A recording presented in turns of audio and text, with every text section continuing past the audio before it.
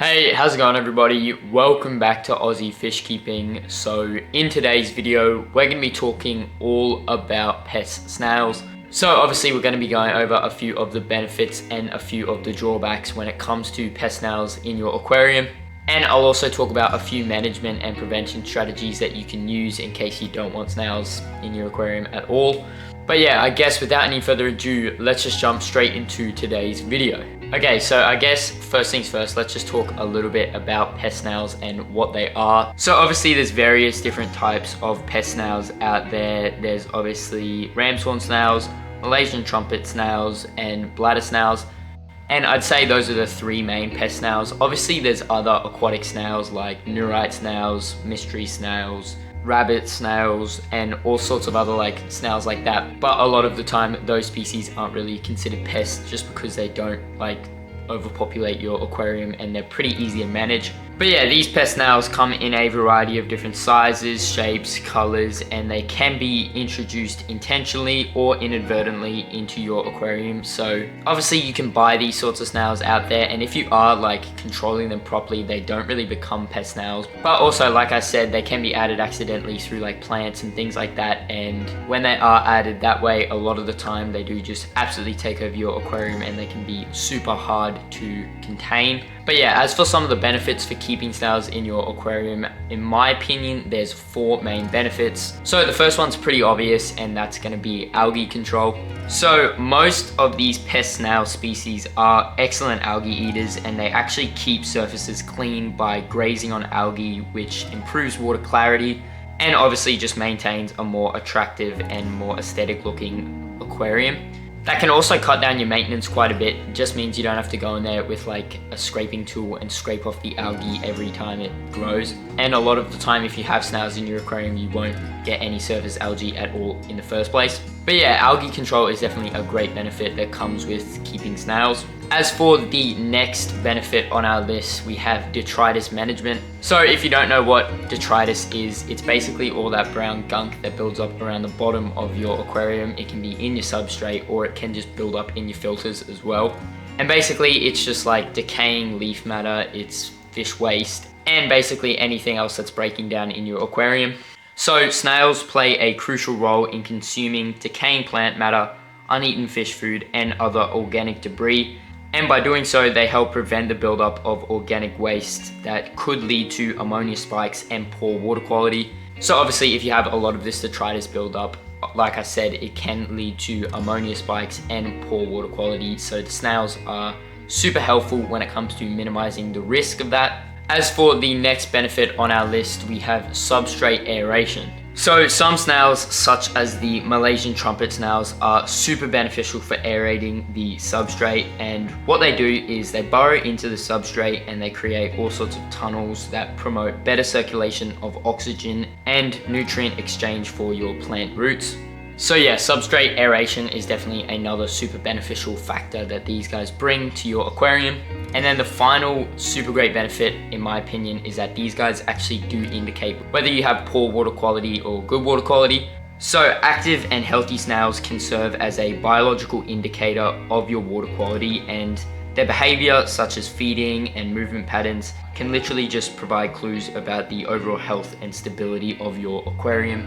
So obviously, if all of your snails are dying off, your water's not going to be in the best shape. So you may want to do a water change, or you may just want to do a water test just to see what's going on. On top of that, if you find all of your snails in like a pile near the bottom of your aquarium, or maybe they're all like going to the top of your water, there's probably something wrong there as well. So they definitely are just a super good little indicator just to help prevent any further deaths of your aquarium fish. But yeah, these four benefits are definitely things that snails do help a lot with when it comes to your aquarium, and there probably is other benefits out there, I'm not too sure, but these are just definitely four that I find benefit me.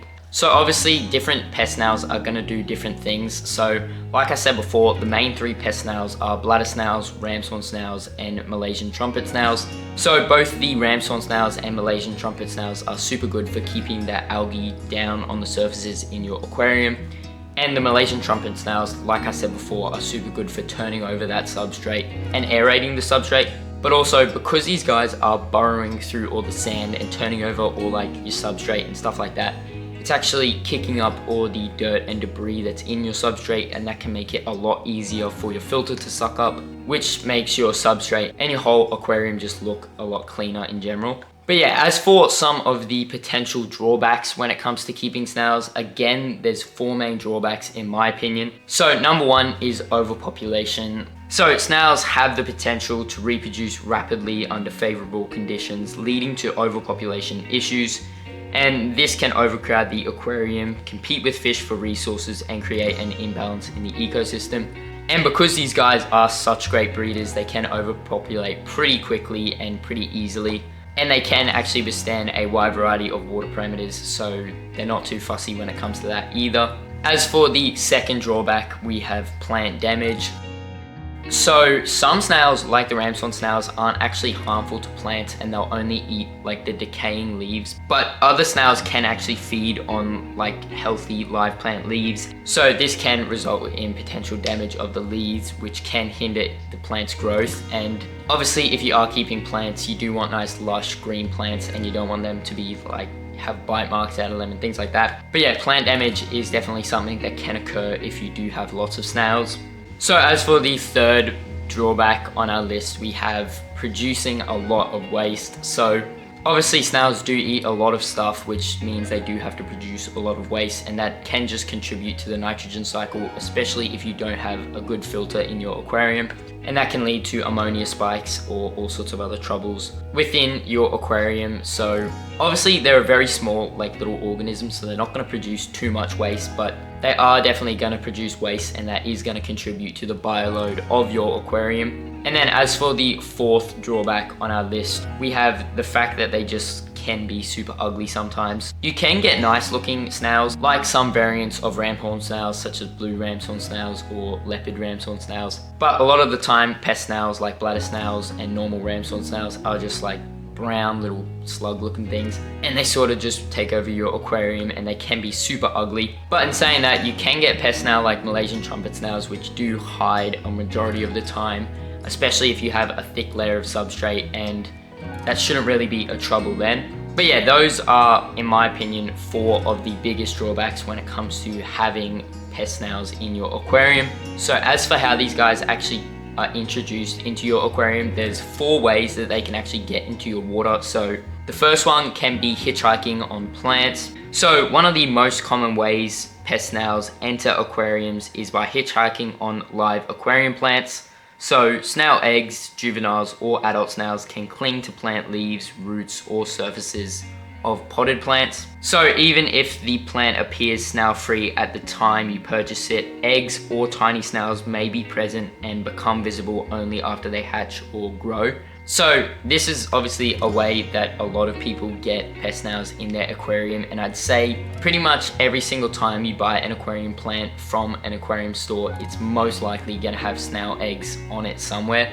As for the second way these guys can get into your aquarium, it's on decor or substrate. So snails can also hitchhike on aquarium decorations like driftwood, rocks and substrate materials. So it's definitely essential to inspect and rinse all new additions thoroughly before introducing them into your aquarium to reduce the risk of introducing pest snails. As for the third way they can enter your aquarium, it's through fish or invertebrate additions. So occasionally pest snails can be introduced into the aquarium along with new fish or invertebrates.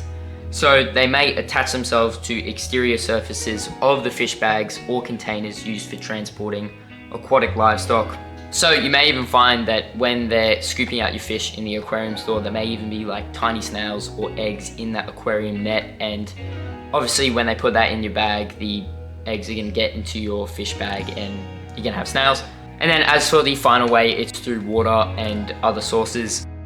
So water used during partial water changes or maintenance procedures may contain snail larvae or eggs. So obviously this is probably the least common way, but it can inadvertently introduce pest snails into your aquarium. So yeah, it's pretty much inevitable if you do have many aquariums that you are going to get aquarium snails, pest aquarium snails one day, whether that be ramshorn snails or bladder snails. Bladder snails, I'd say, are by far the most common just because they literally come in on every aquarium plant. They're probably I have about 50 bladder snails in each one of my aquariums. So they are definitely like a super common pest snail to have.